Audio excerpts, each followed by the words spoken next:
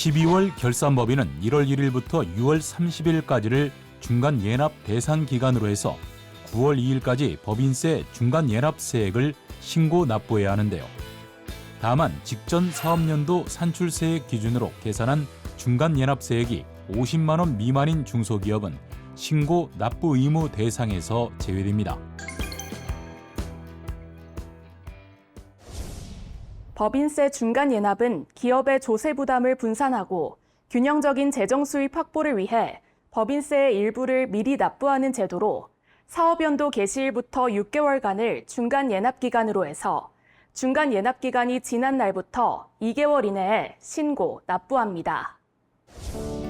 신고 대상은 영리 내국법인, 수익 사업이 있는 비영리 내국법인, 국내 사업장이 있는 외국법인 등 사업 연도가 6개월을 초과하는 법인으로 다만 직전 사업 연도 산출세액 기준으로 계산한 금액이 50만 원 미만인 중소기업, 또 해당 사업 연도 중 신설법인, 중간 예납 기간에 휴업 등의 사유로 사업 수입 금액이 없는 법인, 각 사업 연도의 기간이 6개월 이하인 법인, 청산법인, 국내 사업장이 없는 외국 법인과 법인세가 전액 면제되는 외국인 투자기업, 이자 소득만 있는 비영리 법인 등은 신고, 납부 의무가 면제됩니다. 법인세 중간 예납은 직전 사업연도 확정신고 법인세의 2분의 1을 납부하거나 상반기 실적을 중간 결산해서 납부하는 방식 중 선택할 수 있는데요. 이때 납부할 세액이 1천만 원을 초과하면 납부기한 다음 날부터 1개월, 중소기업은 2개월까지 분할 납부할 수 있습니다. 신고 대상 법인은 8월 1일부터 홈택스 또는 모바일 홈택스를 통해 전자신고할 수 있는데요.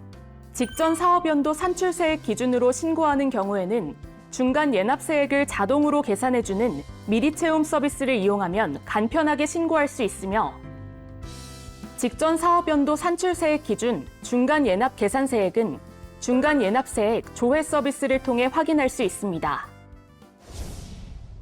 이번에 신고해야 할 12월 결산법인은 51만 7천 개인데요. 이는 2020년 44만 8천 개에서 2023년 51만 8천 개로 꾸준히 증가하다 지난해 1천여 개 감소한 수치입니다. 한편 국세청은 집중호우 피해 기업, 수출 중소기업 등의 자금 부담을 덜어주기 위해 납부기한 직권 연장 등 세정 지원을 적극 실시하는데요.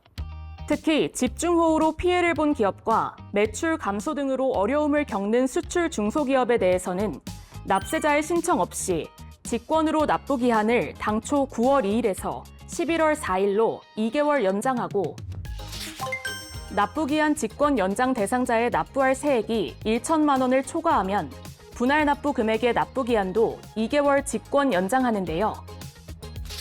이 밖에도 사업에 현저한 손실이 발생한 기업이 납부기한 연장을 신청하면 적극적으로 검토해 지원할 계획으로 납부기한 연장 신청은 홈택스를 이용해 온라인으로 신청하거나 관할 세무서에 우편으로 신청할 수 있습니다. 일반적으로 납세자의 납부기한 연장 신청이 필요하지만 직권 연장 대상자는 별도의 신청 절차 없이 직권으로 납부기한이 연장되는데요.